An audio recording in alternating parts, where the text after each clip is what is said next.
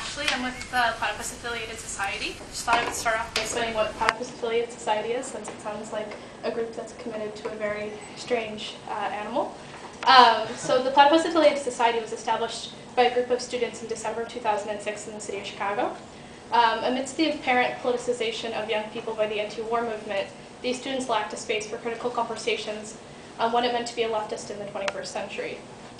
We are kind of grouped around the question, what has the left been, and what can it yet become?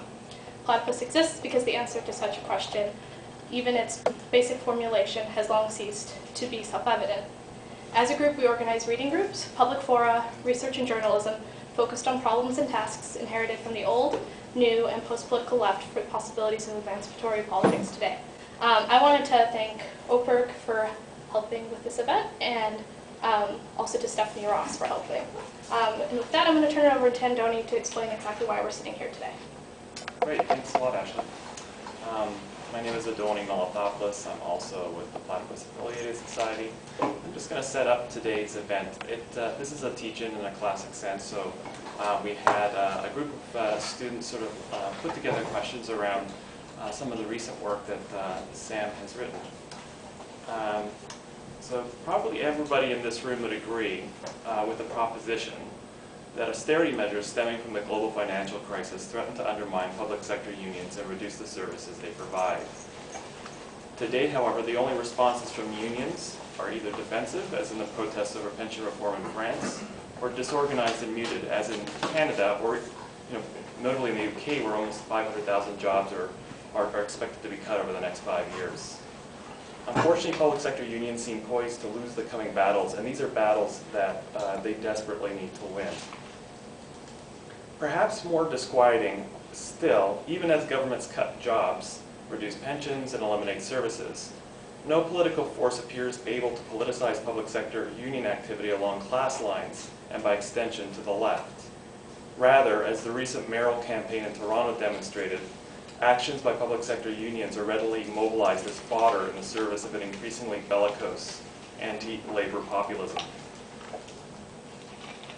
The inability of the left to unambiguously raise the question of class in the present crisis is not primarily an outcome of the strength of the right, but rather a consequence of the disintegration of the left. Whereas in the 1990s, the austerity measures imposed by the Harris government in Ontario could still be recognized, however faintly, as an attack on the working class, we live now with the consequences of the failure to translate the subsequent anti-Harris mobilization, typified by the Days of Action, into a cohesive left politics.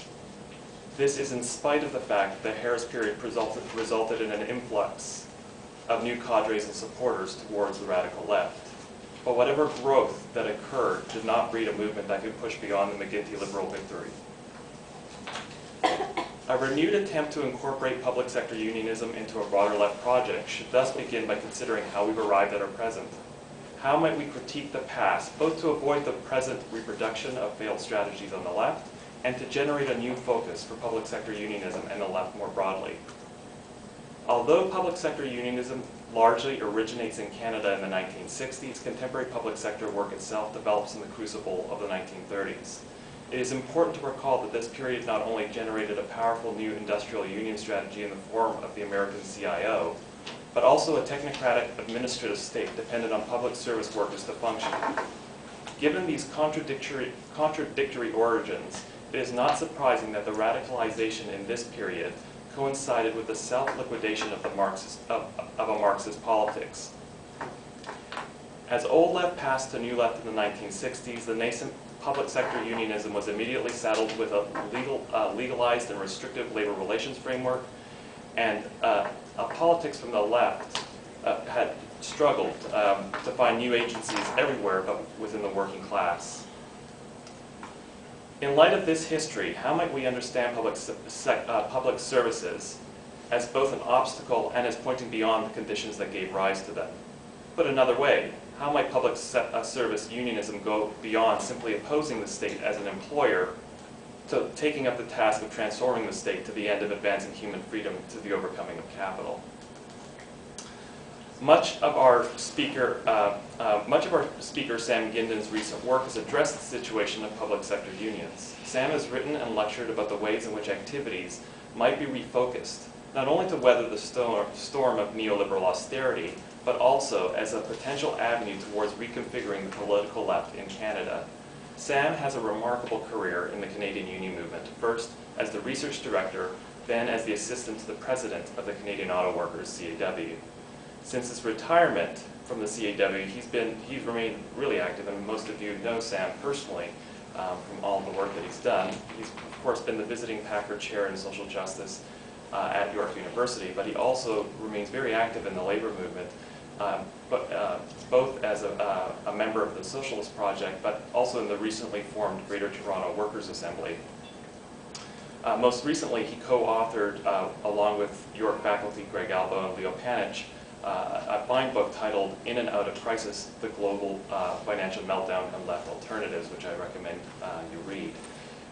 So with that, I would, I'm just going to go over the teach-in. It's going to proceed roughly in the following manner. Sam's going to, he's prepared to speak for about roughly 30 minutes. The remarks are part of these responses that were generated by students within Platypus, and we also had a number of people who are outside of Platypus. And as a plug, when we do these events, these teach-ins, if people want to get involved, it is an excellent way for you to engage with interesting faculty member, read their work carefully, and be able to ask them to collaborate on things that you would like to. But it was also mainly based on a piece that he published with Michael Hurley in May titled Public Sector Searching for Focus, which is available online at socialistproject.com. So without any further delay, I would like you to extend a warm welcome to Sam Gindin. Thanks. If I look like I'm restless because I'm getting up and sitting down, my back went earlier today, and I'm a little uncomfortable. I think what I've been struggling with is what is it possible to actually do in this context? So it's very much a question of tactics, but trying to put it into some strategic context. And I think Anthony summarized it well.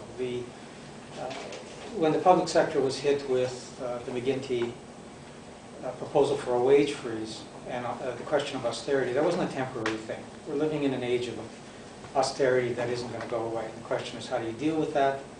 We're living in a moment where the labor movement, quite generally, has been defeated. This is an old story now. It's been a quarter of a century old story. And the attack on the public sector is so important because the private sector is really on its knees if the public sector is isolated and destroyed over this next process, over the next period. The Canadian labor movement won't look much different than the American labor movement. So the question is, what is there can be done? So I'm approaching this really from trying to figure out some practical response to this. And when I got the questions that Platypus put out, they were really exciting. It was exciting to see these questions. They were really thoughtful. They were challenging. I was trying to think about how to coordinate them into something cohesive, and I don't think I figured out how to do that. So I think what I'll do is talk a little bit just about some of the assumptions that I make, so it makes my own politics a little bit more explicit. Some of that will answer the question, some of it won't.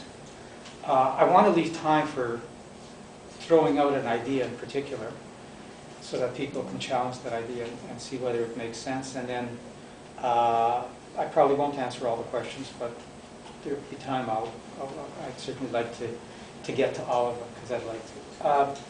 Let me first of all say that I think that any of the tactics or strategies that we come up with about what to do are always contradictory. We're coming up with these ideas within capitalism and trying to figure out what to do within capitalism, and they always come up against, if they're successful, the logic of capitalism itself, and then the question is, can you go further or not?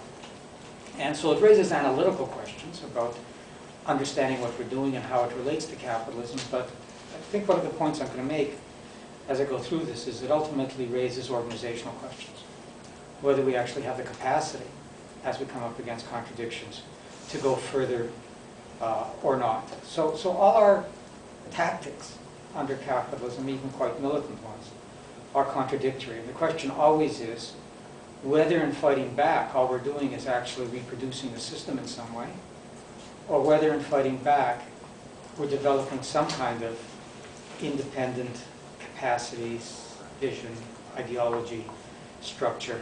And I really want to emphasize that doesn't just come out of the nature of the struggle. Some struggles are more prone to raising broader issues than others, but there's nothing automatic about struggles that they actually put these things on the agenda. So I just want to flag that first of all. The second thing I want to say is something about unions that goes beyond public sector unions themselves, something about unions more generally. It's not just that unions aren't revolutionary organizations, that they're not organized to make a revolution, but I think the question can also be asked whether they're class organizations. They come out of the class, but the very nature of unions is sectionalism. They organize workers along in particular sections, not workers in general, to meet certain relatively limited goals. And I think that this becomes a major problem in terms of unions. At particular moments in time, that can be a very successful strategy. In the post-war period, that kind of sectionalism can mean that you make concrete gains, it can mean that you inspire others, it can mean that it begins to add up to something a little bit more, but it's limited. And part of the crisis that the labor movement is in does come out of the limits of a successful unionism that existed before that was so sectionalist. In the moment that we're in right now, this fragmentation of unions is fundamental to the barriers of changing things. Unless there is a new kind of unionism that is actually class-based, and talk a little bit about what that might mean, I don't think unions can even win small battles. I do think there is a need to think in class terms and in larger terms, even to win the small battles. I want to stress in saying this that when I'm being critical of what unions were before, I'm not trying to reduce it to bureaucratization or legalization. I'm trying to get to what the nature of unions are as sectional organizations. So for example, in the debate around the Rand formula in 1945 that gives unions a financial base once they're certified, my position is that the Rand formula it wasn't wrong to accept the Rand formula. But the problem wasn't that unions said, okay, we'll accept this, so we have a financial base. I think those are the kind of compromises you inevitably make within capitalism. If you don't have a solid financial base, you get destroyed when there's a recession or when there's a downturn. For all the upsurge in the 30s in industrial unionism in Canada, by 1938, the union of General Motors basically didn't exist anymore. When the second recession hit, the union almost disappeared. The UAW in Canada was basically hanging on to members by forming rod and gun clubs, hunting clubs, and bowling alleys. And it kind of kept people together as a social organization, but didn't have much of an impact. So the question of having a solid, that wasn't the problem. The question was, if you're going to be getting your dues automatically and don't have to contact every worker individually, what is the other creative ways you're going to find so that you can stay in touch with your members and have a democratic organization? The fishermen, as an example, never got union recognition on the West Coast. And they had to run around collecting dues. So they actually spent a year going to small communities collecting dues, and it was also a barrier to doing other things.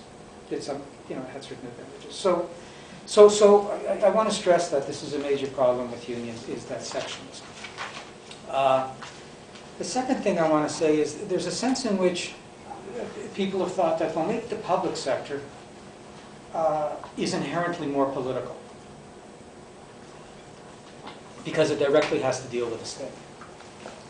And it emerges at a particular moment in time, at the height of the 60s, at the height of industrial unionism. But the public sector is immediately having to deal with the state. Well, I think it would be a mistake to think that that automatically makes them more political. There's nothing in having to deal with the state as an employer that doesn't open you up to being just as corporatist and just as economistic, and especially just as sectionalist as other unions. Yes, you have to deal with the state. Yes, you have to lobby with the state. But you can do that in a way that says, for example, we think the Liberals will give us a better deal than somebody else, so let's vote for the Liberals. To hell with what this implies for the poor, for the rest of the working class, or anything else. So there's nothing about the public sector itself that determines that. And within the public sector, coming out of the 60s, you found quite different kinds of unionisms that emerged. Postal workers had a quite different trajectory than QP as an example. The second thing I want to say is that there's a sense in which, well, maybe workers will be politicized in this present period out of necessity. That as collective bargaining is closed down, you don't have any choice but to make more political demands. So hotel workers are concerned with whether the tourism industry is growing, as an example. Bus drivers with what's happening with the transit system. Well, again, I just want to stress that you can have sectionalism in political demands. They can be just as economistic. You can say we want a flourishing hotel business and we want the city rezoned so that hotels can be built everywhere because it's good for our members. Which doesn't really mean that you're thinking about it in class terms. So there's nothing automatic there either. And this question of class pervades everything about unions. It's not just that it's about bargaining. It's about how unions organize. The fall in union membership is related to the fact that unions see organizing in terms of can we get more members for ourselves. Whereas if you were thinking about this in class terms, you'd be thinking about can we build the working class? And maybe at the municipal level, we should all be working together to do it. If you're thinking in sectionalist territorial terms, you don't do that. And I think that that's been a major problem.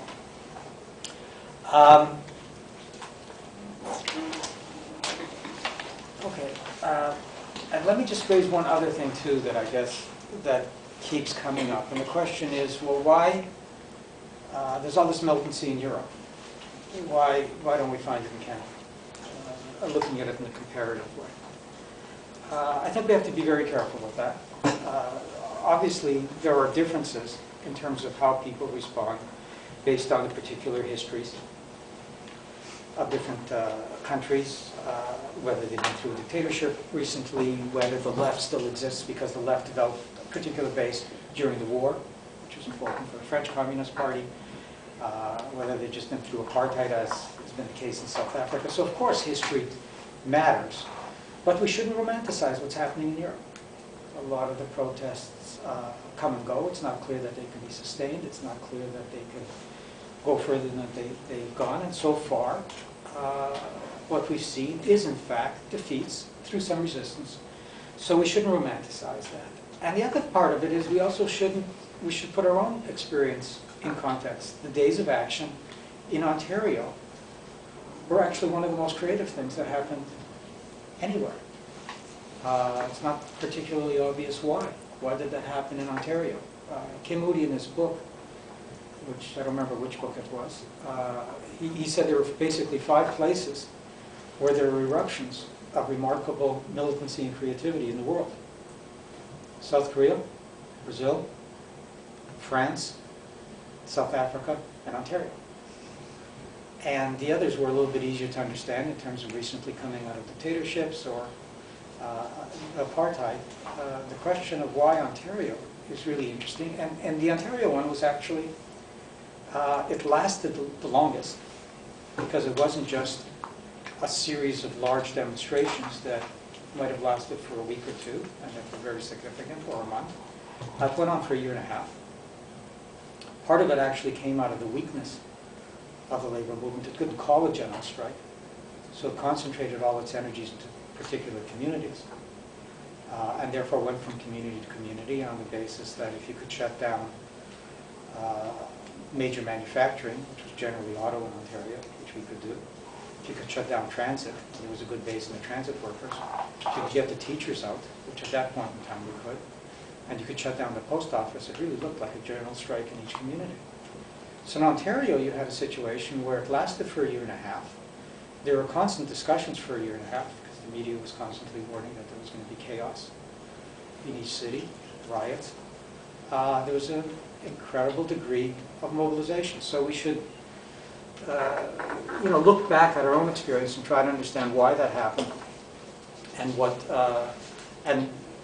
potential it speaks to or doesn't speak to. Okay, I'm going to skip over some of the questions, but I'll come back to them because I want to throw out a particular idea and make a case for why I think it makes sense.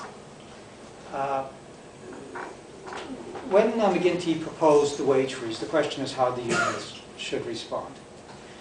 And Michael Hurley from the Ontario Council of Hospital Unions and I suggested that what was key was understanding that the strategic issue at this moment in time wasn't wages. But it was one thing to defend lowest paid workers and try to bring them up. It was one thing to try to keep your wages up to inflation. But the strategic question wasn't going to be wages. First of all, because we weren't in much of a position to win wage demands. So arguing for wages was often just trade union leaders posturing. You stood up, you said we're going to get 10%, and then when you couldn't, you said, well, I guess the members aren't there, and you got mad at your government, and that was kind of the end of the fight. But the strategic question was going to be services. And the reason that we argued for services was really two things. One is that we saw this as a potential for workers to start actually thinking of themselves not just as wage earners, but as part of a class. That they were producing things and providing things to the rest of the class that was important to themselves, but also to the rest of the class, and that they could actually lead on a social issue. The second thing, which I don't think we spent enough time talking about in that article, but it's kind of emerged in an interesting way since then, is that to talk about services is actually to talk about working conditions. One of the things that's really happened in the public sector is that people feel overwhelmed by their workloads. You see this when you talk to nurses, you see this when you talk to long-term care workers, you see it everywhere. And it's just really driven home to me by how workers were responding to the emphasis on services. Because as soon as you say we're going to make the issue services, not necessarily wages, you're breaking with a particular past that people are used to, and you have to actually go and explain it to workers. So the Ontario Council of Hospital Unions trained their board to go out and to go to each local and start talking to workers about doing this, because you've got to convince workers if you're going to do this. And the interesting reaction of workers was how quickly they picked up on it. They picked up on it very much because of the impact on workload, and because they saw this as a way of actually building a base in the community so that if at other points in time you have other issues, you can actually take them on. So I think that's, so there's that dimension of it. Then the point is, well, how does that get reflected in bargaining? Because if all you're doing is if it's just rhetoric, it's irrelevant. It gives you something to say. It's nice. It gives you something to say to the media, but it isn't going to go anywhere. So to make it real, it has to become part of bargaining. And to make it part of bargaining is a very radical thing, because to put on the bargaining table working conditions and services is putting on the bargaining table employer power and a political demand, which is different than saying, give me a price for my labor and you can do whatever you want with it, and you can do whatever you want with the service. So immediately posed the question of bargaining becoming something quite different. Now again, it means that this changes everything. As soon as you put this at the center of what unions do, bargain, it changes what you spend your research time on, what your research department does. Is it doing comparisons of wages, or is it actually taking a look at what's been happening to services? It changes, the structure of the union. You have to relate to your members differently because you're going to have to really actually mobilize people. And it changes your strategy. I'll give one very good example. The question of striking, let's say in a long-term hospital care situation, is difficult. It's not just difficult because it's illegal. It's actually the least difficult part. It's actually hard. Like, these are the people that you care about and you service, and you don't particularly want to take the services away. So if you're actually thinking about this in terms of services, there's another tactic that you can do, which is to not have a walkout, but to have a walk-in. To actually say, we're going to take workers from second shift or workers who are laid off and bring them into work, not paid. Instead of a strike not being paid, we're going to take people in and not be paid, or maybe they can get strike pay. Now, when you do that, what you're doing is demonstrating what kind of services you can really provide if you're not cutting back on services and squeezing services. You're showing the people in the long-term facility or in the hospital facility or wherever you're doing this that there are certain services that you can provide. And if you do this for a couple of days, as an example, when you leave, it's like a strike. What people notice is that the services are down. And the question is, well, how would the employer respond? Normally, the employer couldn't care less if you brought people in. The demand is wages, and you're not stopping work. What do they care? But if the issue is services, and you're trying to demonstrate that services can actually be improved, then what do? Do they block you from coming in because you're challenging management's right to run these things, and because you're demonstrating that services are valuable, which puts the employer on the spot?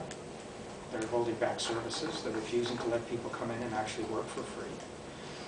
What do? Do you block them? And if you let them come in, then you're demonstrating something about the value of services. And it's a strategy that you could do on a rotating basis. You can hit different long-term healthcare facilities at different times and have people come in and can do this. So if you start thinking about this, it's coming out of trying to think in more strategic ways that start bringing class into it, that start actually challenging employer power in terms of the organization of work. It begins to lead somewhere in terms of what you do about education and all your structures and research. It begins to really restart rethinking what unions are. And the other advantage of this is that there's no simple mold for how you would do this. It would depend on the sector. The actual issues you'd mobilize around would depend on the sector, which means that you're saying, here's a model for mobilizing. Let's form committees in each sector that have to cope with this question about what we would do in our sector. Okay, so in the long-term healthcare sector, the idea is we're going to bring people in. In the school sector, it might be different. If the issue is that they're closing schools, the issue would be not just how do you keep schools open. It might actually not be rational to keep certain schools open if the demographics are changing, but how do you keep them open as a social space? But these are incredibly important public spaces. I don't know if the people here are involved in just trying to organize anything. There's user fees for getting into the high schools. You can't get space. You can't actually meet in the communities. But the idea of saying that, well, these should be public spaces and we want them to keep open for all kinds of things. One of the things they did in the early 70s when Livingston became mayor, who left took over, was they kept schools open and they made them into, I don't know what word you use here. We used to use the word shops. I don't know what word you use. In other words, you could come in any time with furniture or anything you wanted to fix or build, and there'd be people around who could help you with it. And there'd be the lumber around, and there'd be the equipment around. Obviously, janitors would still be working. And the school would be a public space for that kind of thing. It would be a community space. So the schools would become childcare spaces, public spaces for doing that. There'd be spaces for meetings, so they'd be constantly used. So maybe that's a strategy you come up with if you're in the education sector. The idea would be in every sector, people would have to get together and they'd have to be creative about what they would do. The challenge would be for them to come up with it and for them to figure out, well, how would we organize around it? How are we going to educate our members? What kind of material do we need? How do we build a base in the community? Because that's what we're trying to get to. So you have to think about how to organize in the community. You'd have to have some external support. I mean, there's a role for students to actually do a certain amount of resource work, to work with people and writing pamphlets in terms of being organized. The Greater Toronto Workers' Assembly, which I'm part of, which is built around trying to think about workers as a class and organize the movements and the unions, around the working class. We could imagine, for example, having forums where we get people together from these different sectors to learn what different people did, to be inspired by what different people did, to have skill development classes where people would learn basic organizing skills to do this. So I'm just trying to argue that out of this, you can start beginning to see some kind of reorientation, strategy, which raises larger questions. You just can't help doing that. You can't fight back in the public sector without somebody asking you, how are you going to pay for things? Well, that's good. It's not good to say, don't worry about it. That's a lie. You have to actually take on the question of, yeah, well, where would the money come from? And how would we do that? And that raises other questions. If you say we're going to tax the corporations or we're going to tax the rich, and their response is, yeah, you should try it, and we'll show you what real power is. We'll leave. Well, then you have to ask the question of, why is the financial system not democratic? Is this what capitalism is? A public sector that is demanding different kinds of services is actually beginning to broach the question of transforming the state. Not that unions are going to transform the state in themselves, but they're actually asking what kind of a state we have, what does it do, is it in fact democratic, what would a more democratic state look like? These aren't problems that you can be solved without changing capitalism, but it creates a dynamic, and I think that's a critical part of all these things. And it raises the question of also, what would how would this play out in the private sector? Is this just because then again, you're just kind of dividing the labor movement up in a particular way, and it requires the same kind of creativity. If you're not a worker, the most obvious thing that's happening right now is that there's an enormous amount of excess capacity in the auto industry, and it isn't going to go away. The auto industry is recovering, jobs aren't. And that's been true for 25 years. It's going to continue to happen. So if all you talk about is, we want to stimulate the economy so we have more car sales, first of all, we don't need more cars. And second of all, it's actually not going to give you more jobs. You actually have to think about the productive capacity that exists in the industry. Here we have an industry that can make all kinds of things. It's got skilled workers, it's got all kinds of engineering capacities. What is it that we need? And if people are serious that the environment means that everything about what we produce and how we produce it, including the homes, and including in the factories, including in the infrastructure, is going to be changed over the next century, then it raises the question of some kind of a democratic plan that begins to address that and provides jobs for people. And it's related to bargaining, because it means instead of workers sitting around wondering, what are we going to give up next in bargaining so we can hang on to our jobs, you actually begin to say that's kind of irrelevant. That isn't going to save our jobs anyways. What you're doing is asking, how do we mobilize the community so we actually do something that may seem a little bit impractical right now, but it's probably more practical than just hoping that the corporations are going to keep providing the kind of jobs we've had, which they won't. And one of the things that, again, I think is a message to workers is that as long as, when you raise this with workers, the first response always is, that's a great idea, but it's a little bit academic. I'm worried about tomorrow. And there's one of the problems with the working class movement is that, yeah, if you only worry about tomorrow, you find out you never have any choices. Each day you've got these very narrow range of choices and nothing ever changes. Unless you're thinking about the longer term, you're not creating new choices. In steel, maybe the issue is infrastructure requires an enormous amount of steel. Maybe that is the kind of thing to focus on. But you can begin to think about in each sector, what might it be, how would we mobilize around it, and also how we coordinate it. How this is all part of thinking about the economy and the state in a different kind of a way. Okay, that's half an hour. So I didn't answer some of the difficult questions, which I really look forward to answering.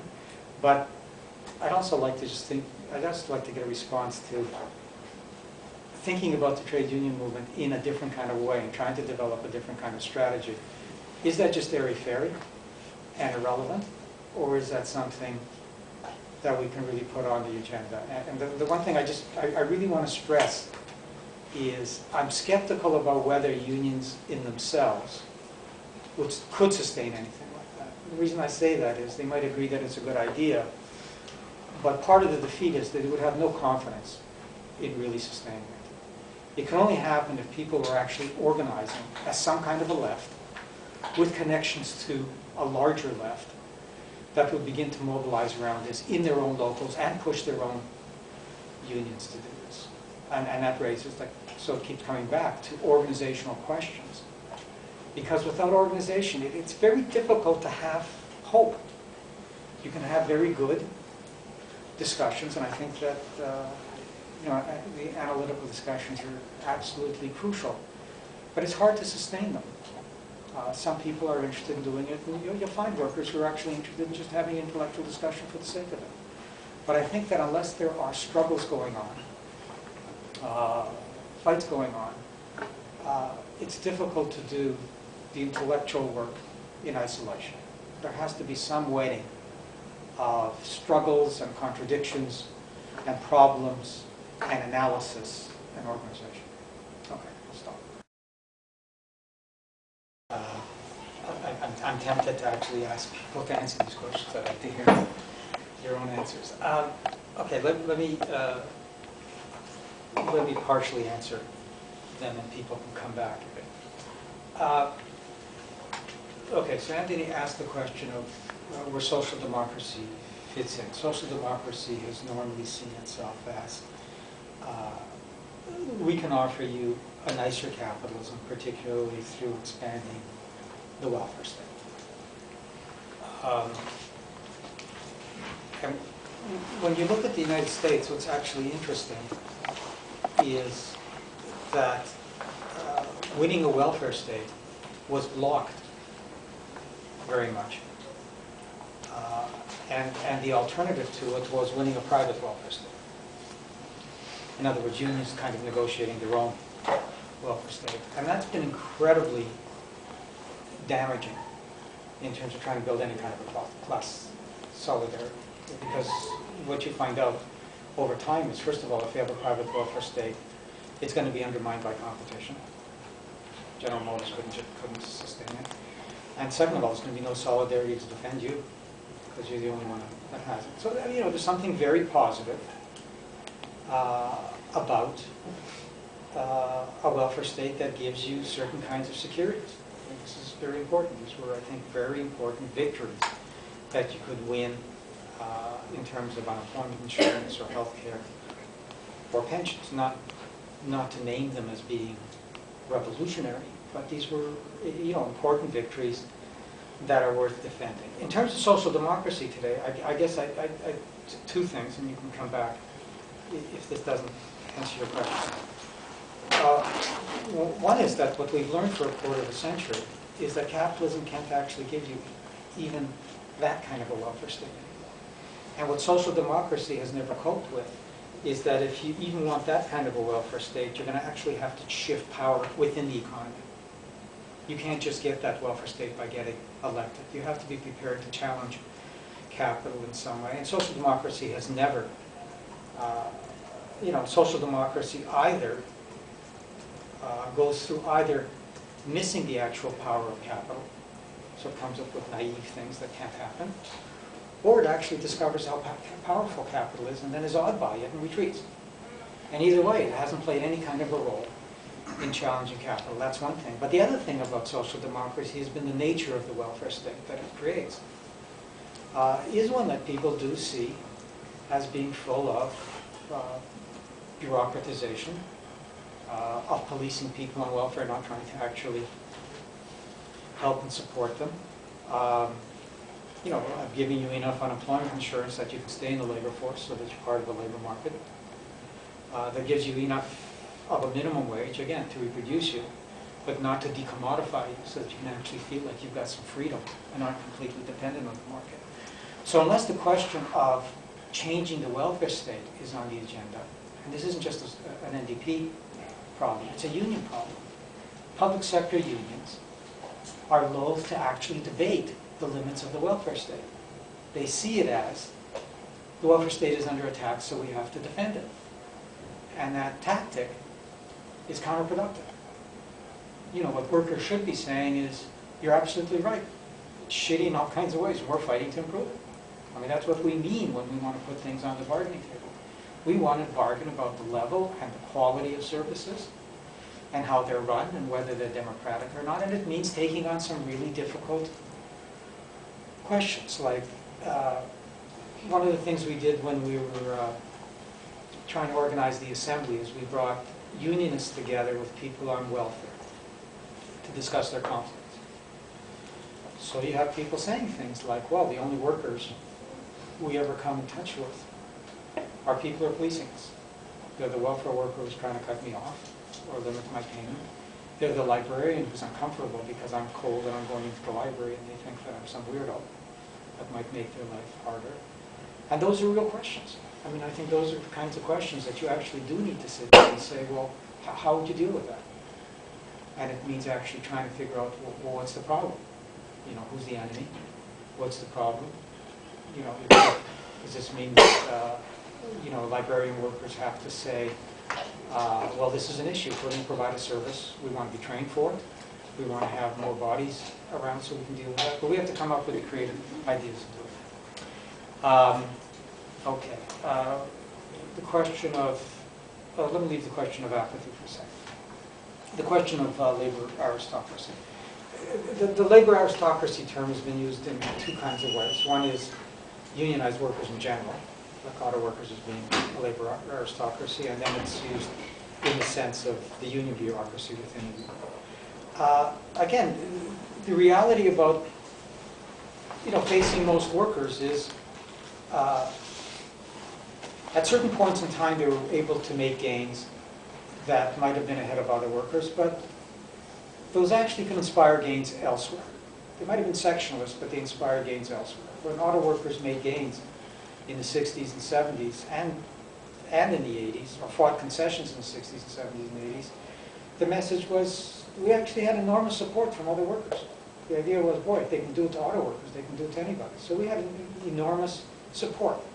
And that's no longer true. If auto workers make gains right now, no one else is going to be able to follow. It is completely sectionalist and fragmented. But more important than that, auto workers, you can't talk about them as being privileged in any way. More than half the workforce has now had its wages cut in half.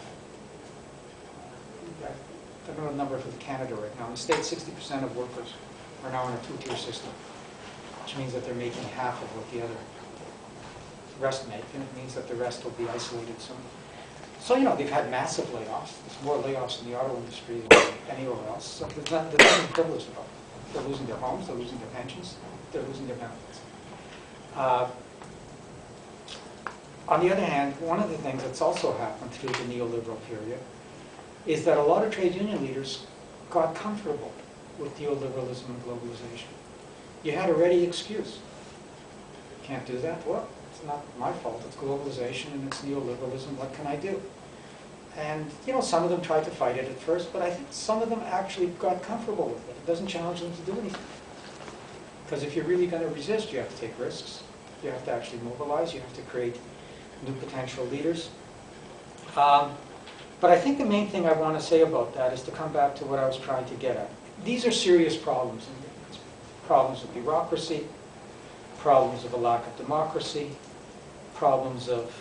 But I think the main problem is not thinking in class terms. I think this is the main issue, that you have to understand, you know, that either you're trying to build the working class because it is in your interest and a universal interest, or if you're sectionalist, it doesn't matter if you have better leaders. You know, democracy can sometimes be very sectionalist.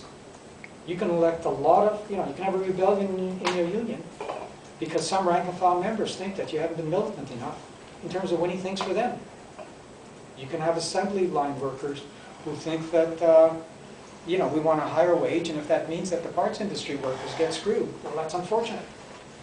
So democracy itself, without some vision and some class orientation, is a problem. So I really want to stress that we think about this in terms of class and ask questions about, if it was driven by class interests, what would that mean? Okay. That gets to the question that was raised about, well, what are unions? And I want to be careful about this. I think that there are limits to what unions can be. I mean, unions, get, you know, it isn't as if people are in GM. It's not like, you know, all the socialists at General Motors got together and said, let's form a union. You're representing whoever happens to be in Oshawa working at the time. Some of them are conservative. Some of them don't particularly like unions, but they like their own union because it does something for them. So there's nothing particularly political about the organization. And trying to make it into a better organization is positive, but it has its limits. I don't think it can ever be a revolutionary organization. It's got a mandate to try to defend you in the workplace. You know, most unionization today is about dignity. So you want some dignity in the workplace. You probably want your corporations to do well, because if it isn't doing well, there's not going to be much for me to get. And if it's not doing well, there's going to be layoffs, and I'm going to have to squeeze it some more. So there's nothing inherent. I think there's something inherent about the work relationship that nurtures some kind of resistance. I want to be treated better. I think I'm getting screwed over. I think there's something here to get. But that's different than some kind of spontaneous move towards revolutionary sentiments.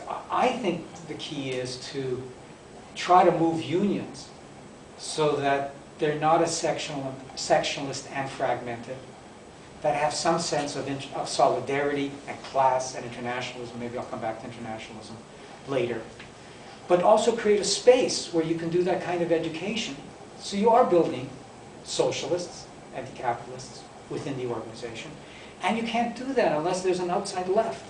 You know, 5 people getting together in a workplace, just think of themselves as 5 people getting together in a workplace. They have no connection to anybody else.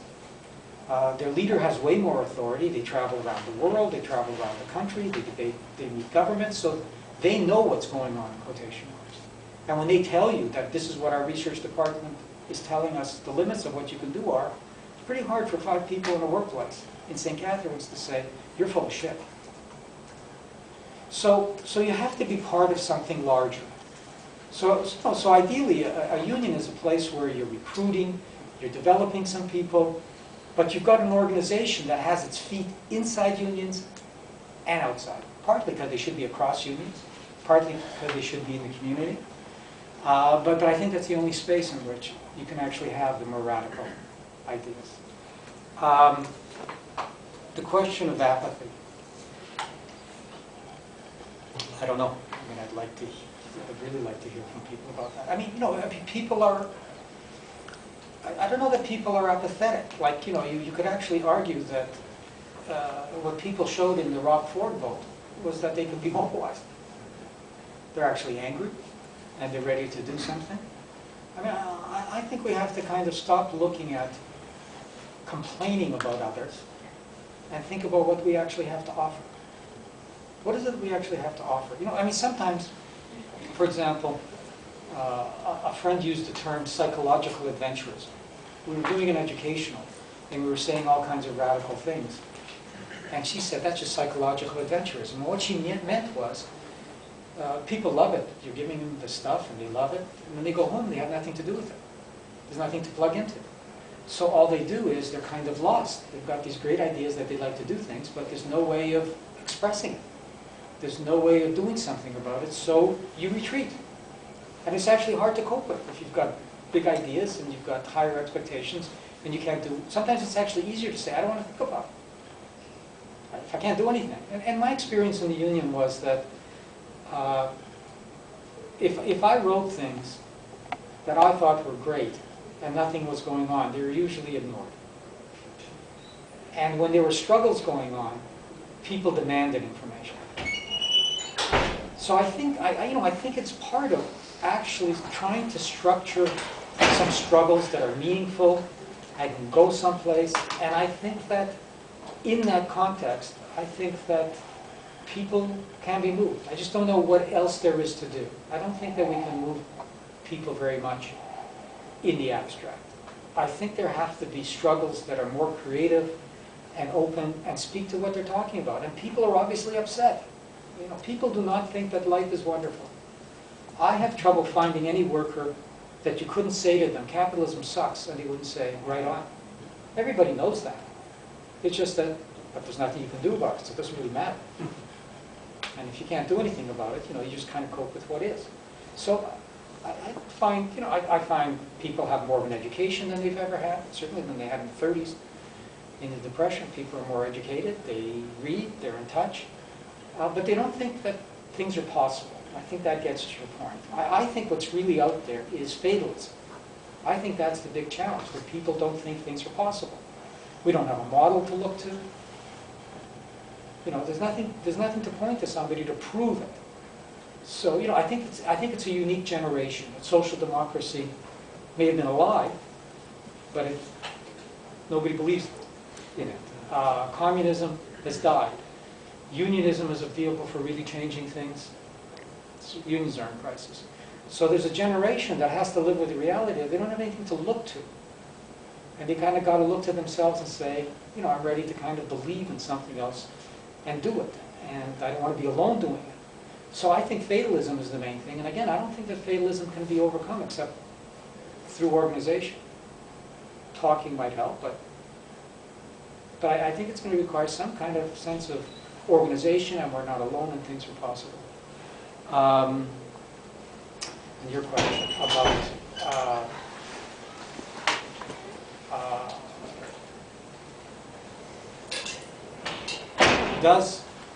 I think you're getting at, does having some kind of political consciousness, and class consciousness and political consciousness, materially affect what people do and how they function in their unions?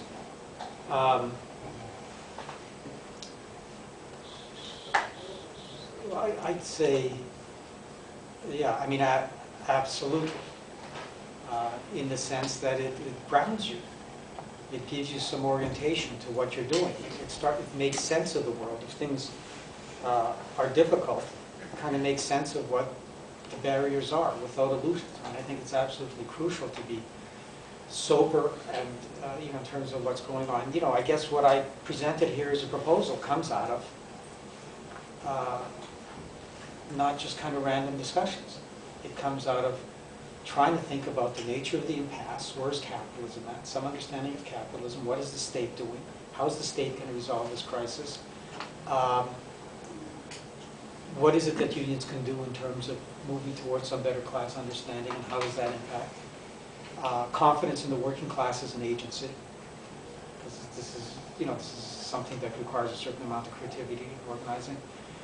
So I think it's absolutely fundamental, and I'm saying it in a way that doesn't kind of draw lines. Like if you have a Marxist analysis, you'll immediately know what to do in this situation. But I think, just at a personal level, I think it kind of kept me going. I think it's sometimes kind of hard to keep going, watching the world unravel and feeling like you're in a treadmill. So I think having that kind, having an understanding of capitalism and the potentials for change, the potentials of the working class within it, is really fundamental. I should say one thing about, maybe just over to what Jeremy was saying.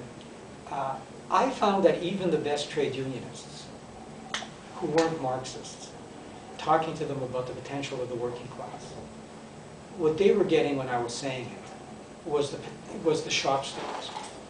In other words, the union kind of was the union activists. Their confidence in the working class as possibly changing things. I once wrote something on socialism with sober senses, which I saw as a really optimistic call about the potentials of the working class. I remember giving it to my boss, the head of the union, and he saw it as proving that socialism was impossible, because it was difficult. And I think that most trade union leaders see workers as they're great if they have enough sense to follow us, that the union is actually the core of activists. And I don't think they think of the union culture as much beyond. Let me go back to Jeremy's question. I mean,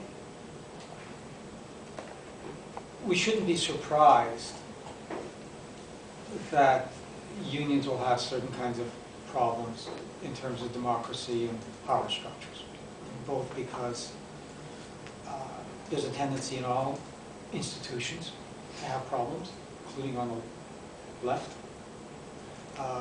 and because they're interacting with capitalism that affects them in a particular way. I mean, ranging from they're really centralized, so we have to be centralized to be effective. There's a certain Stalinism that emerges in unions at points, to just leaders, the temptation to make deals with the company for their own interest. And sometimes they make those deals because they actually think they're the best and only thing that's possible. It isn't even like a personal thing. So the conclusion from it is just, we think it's hard to change capitalism, but part of changing capitalism is changing our own organization. And if we can't change our own organizations, I don't see any optimism about changing something much more complicated. So it does come back to organizing.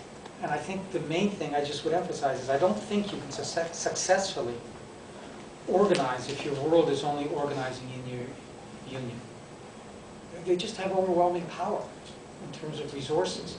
So you have to be connected to other things, other workers, other organizations. Concrete struggles. I really want to stress that I said that struggles are a necessary condition, but there's nothing sufficient about them to improve consciousness at all. I mean, you can spend an awful lot of time, and I know a lot of activists who do this, going from picket line to picket line. Yet it's not clear, that might be useful, might be morally really admirable. It's not clear what gets built from it, unless you're actually sitting down and strategizing and saying something like, well, which of these struggles could actually go someplace different? Which of these could you actually do something that, might signal some turn in what's happening? When there was the Cadillac Fairview strike, which went on for about 9 months, and what they were basically taking was a unionized workforce and saying, we don't care what the labor board says, we don't care what the collective agreement says, we're going to do whatever we want. And the labor movement was doing nothing about it. And so we actually got some people together and we said, well, this is a horrific message. Don't do anything about this. It's just going to escalate. Everyone's going to be fair game. And we decided to take over the teachers' pension fund, to go into the building and take over the teachers' pension fund, which was, the main asset holder. It turned out the same week that we planned to do that, there actually was a labor board decision in the workers' favor. But it was just the beginning of saying, okay, let's sit down and strategize. What could we do? How would we do it? What is the range of tactics? So I'd really emphasize that, struggles are necessary. Without struggles, nothing happens. Resistance is necessary, but we do have to think about, what makes certain struggles strategic. And then even then, what about the particular way we fight back makes them strategic? You just fight in the normal way. Class. I'd like you to come back on it after I answer, because I may be taking this in exactly the opposite direction that you wanted to. So I'll talk about class and the assembly, what we were dealing with in the assembly. In the assembly, we were very much trying to get movements together and unionists together. And both of them weren't very open to speaking in class terms. Movements because they saw using class as an excuse not to talk about gender and race. And unions because it's kind of old language. What's this class stuff? Class war, that's kind of old stuff. And we were determined that that had to be a basis for actual unity, and that there were two things we were trying to do with class. One was to say that class wasn't just in the workplace, that class was expressed in the city throughout your whole life. So, that kind of linked up with organizing in a physical, geographic community space. It also came out of the limits of just organizing in the workplace, where unions have a certain amount of control, and there were some opportunities for actually reaching people through other issues, like free transit. So it was to speak about class as something that went beyond just the workplace on the one hand, that it was expressed in all kinds of ways. And then to define class in terms of a relationship to capital Somebody doesn't like it. But, but also to speak to it in a particular relationship to capital. So for example, one woman said to me, I'm a disabled, lesbian, woman in poverty. What's class got to do with me? And my response wasn't that class would answer every problem, but it was a couple of things. One was that you have a disability, but you're perfectly capable of being a productive member of society. You're perfectly capable of working and getting a decent income from it. You're denied the chance to work because you're not considered profitable to companies. So that your relationship to work, you don't have capital, you can't live off of somebody else's labor. You're a worker, which she accepted, and that the working class itself is completely, there's no such thing as the working class in the abstract. As soon as you talk about the working class concretely, it's people who are, young and old, and black and white, and tall and short, whatever. There's all kinds of differences, some more significant than others. But the point was that how do you actually build something united around all those differences without ignoring them? And how do you respect each other as part of a class in a way that really is democratic? So, that's kind of how we try to deal with it, to think about class as being in all dimensions of our lives, and class is a broad enough category that if you're defining it in terms of not living off your capital or the labor powers of others, we're including precarious workers, unemployed workers, people struggling around. We don't essentialize gendered issues. We're not interested in organizing the Maggie Thatchers, but we are interested in domestic black workers who have the same problems as the rest of the working class in the What did I leave out? I think I left out your question, which was what? The issue of politics. Oh yeah, issue of politics. Again, you might want to pursue it so I'm getting it right.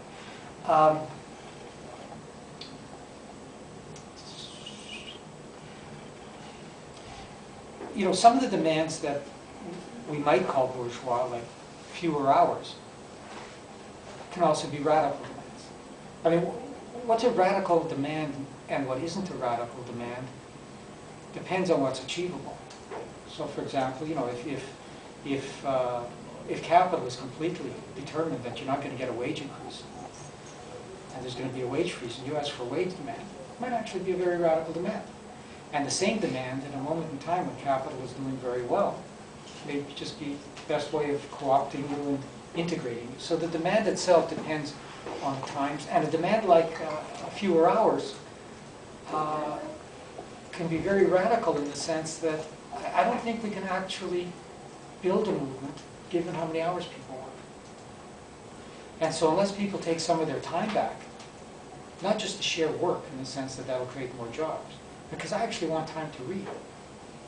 And that was fundamental to the development of the trade union movement in Canada, coming out of the trades in 130 years ago or so. The demands were about time. And a lot of them actually articulated in terms of time and reading, and seeing themselves as actually intellectuals. Again, small businessmen can be considered to be very small. So things like hours can also be quite a radical demand. But I think your main point is right. I mean, you make demands and they come up against limits. And then the question, that's when the real question is. And that's why, when the left has a role to play. So you make a demand. What's the most important demand for a worker? They want to keep their job. What can unions generally do the least about? Giving you jobs. Well, unions don't hand out jobs. Around work time, they might be able to share some of the existing money. So a critical question ends up to be, well, what are you going to do about jobs? And if you're actually going to say something about it, you can say the usual stuff. We're going to ask the government to lower taxes or stimulate the economy. Or you can actually say, well, capitalism is telling us they can't provide decent jobs. We want to talk about that. Capitalism is saying that there aren't things we need or can afford. In other words, you can start having a discussion about why can't society be organized more rationally? So, the most ludicrous thing you can imagine is that people who actually want to contribute something are denied that opportunity. That it just doesn't make sense. So I think that is, a critical political question, that when you come up against that limit, people don't, based on their own experience, say, well, I guess that's the limit. Who's going to be out there saying, you got to cross those limits? Let me just give a very quick example from the very first conference I went to, meeting I went to in the auto workers when I got the job. It was around the time of the energy crisis in '73.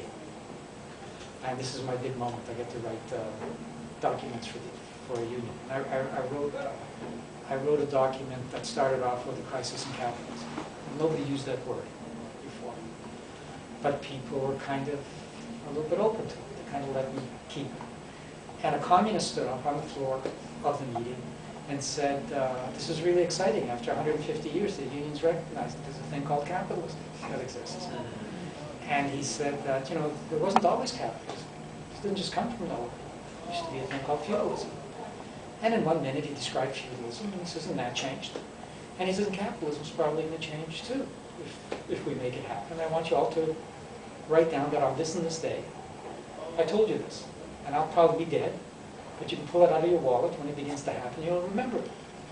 And the point is, he was able to, in the space of 3 minutes, take something that the leadership kind of saw as, well, settle down, people who are asking for something more radical.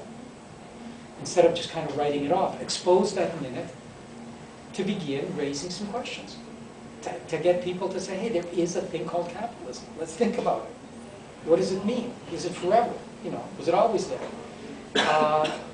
So those kinds of interventions are important. And they come out of having some analysis.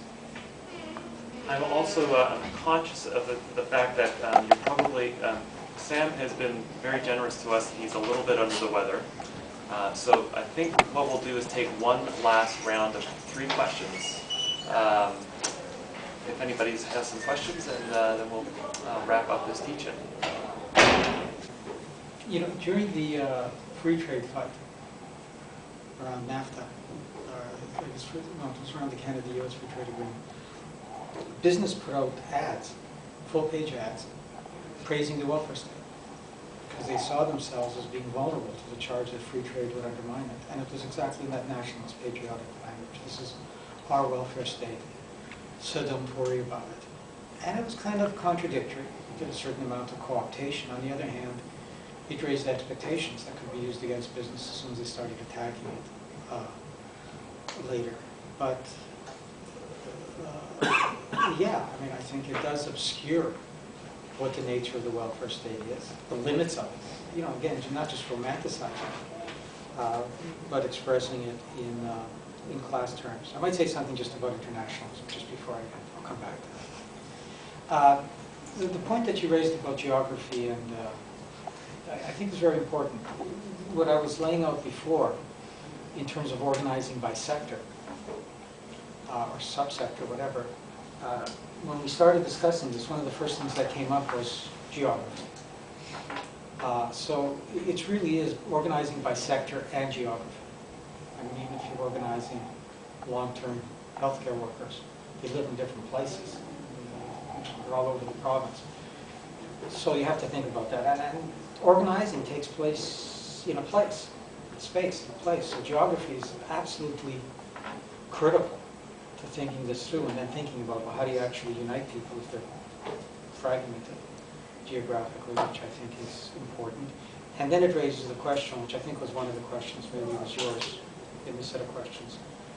A lot of the left is the urban left. It's a Toronto left. And a lot of the people that they're talking about is suburban, working class. And they haven't really bridged this. We've just kind of been talking about this in the assembly. There's a question of starting to have forums on free transit out in the suburbs. But it's a really important question. I think it gets also the question of rhetoric and language and vision.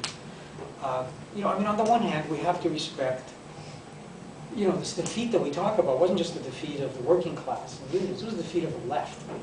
The left has lost an enormous amount of capacities which weren't reproduced. There are things that it used to do better, and it wasn't that great even when it was doing things better. that, you know, it has to relearn and rediscover. You know, when you look at, you know, just this question of relearning, as an example, when you look at an auto plant over the last 25 years, what you'll find out is that workers who knew how to take on working conditions and workplace issues learned it when they came in from the people who built the union. It's just passed on. The people who came in after the early 80s didn't learn anything because there was no struggles going on. So for 20 or 30 years, people haven't learned how do you fight without getting your head chopped off. On the other hand, the companies for 20 or 30 years have spent 20 or 30 years getting more and more sophisticated. You know, I mean, they stopped hiring foremen as people came out of the working class and began to hire them straight out of university. It was an advantage that they knew nothing about the auto industry because that's not what their job was. Their job was making people, not making cars, somebody said. You know, they set up their own universities. GM has universities, like literally, for doing this stuff. So it's not surprise that it is so difficult to figure out how to do that again. It's not just that the climate is so difficult. It's that we've not learned. So this question of relearning all this stuff is critical. I think there's an advantage to the right, not just because they control the media and everything else. You know, it is a simple story. When you're trying to reinforce the status quo, you can tell simple stories. When you're trying to change the world, simple stories can get in the way. On the other hand, I think there's a real,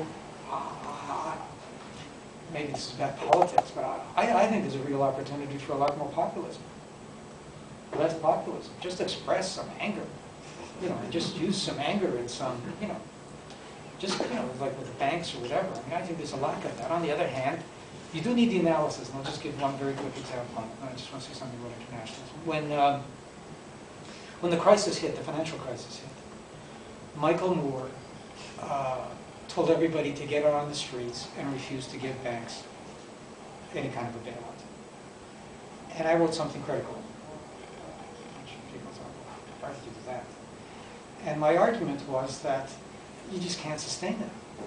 After 3 days, people are going to say, yeah, but I can't cash my check, and I've got a pension. And so just saying, screw the banks, wasn't actually a strategy. You know, if you're a serious left person, you'd have to be honest about the fact that, yeah, populism is good. Michael Moore does a lot of terrific stuff, but you had to have more than that. You know, like if you weren't going to say, let's actually start having a discussion on how to take over the banks, make them into a democratic public utility, use that as a lever for actually transforming the economy. I mean, something.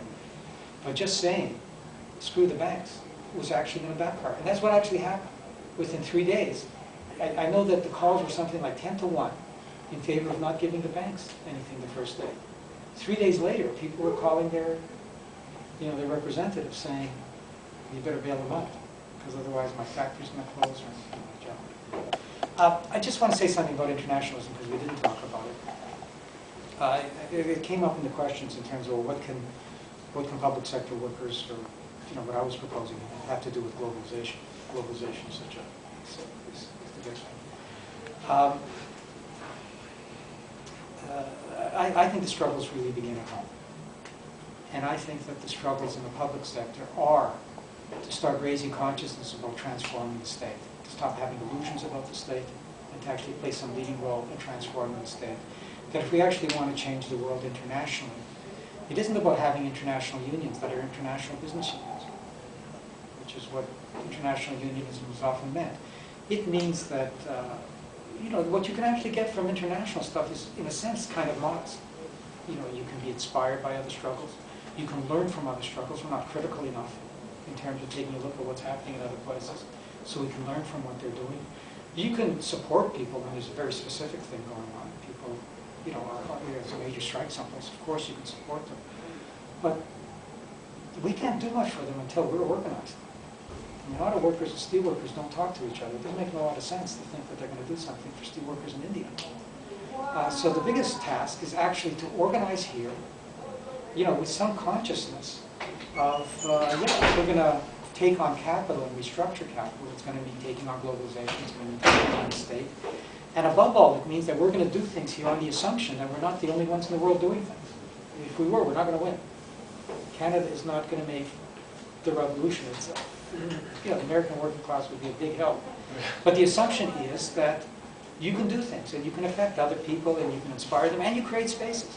When you're fighting in one place, it makes it easier for people to fight someplace else.